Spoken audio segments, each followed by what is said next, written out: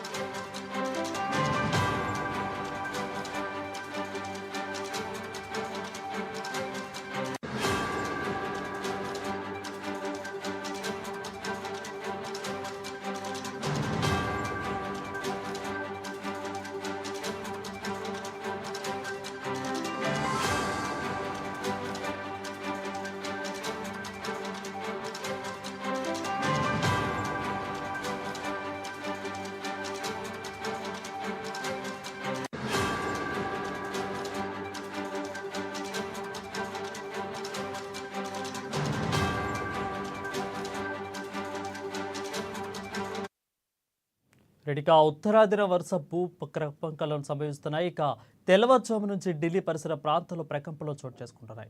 ఆ తర్వాత కొన్ని గంటల వ్యవధిలోనే బీహార్ రాష్ట్రంలో మరోసారి భూకంపం సంభవించింది. రిక్టర్ స్కేల్పై దీని తీవ్రత 4.0గా నమోదైనట్లు అధికారులు వెల్లడించారు. సివాన్లో 10 కిలోమీటర్ల లోతున భూ కేంద్రం కూడా ఉన్నట్లు తెలిపారు. ఇక ఈ ప్రకంపన వల్ల సంభవించిన ప్రాణ ఆస్తి నష్టం వివరాలు ఇంకా తెలియరాలేదు.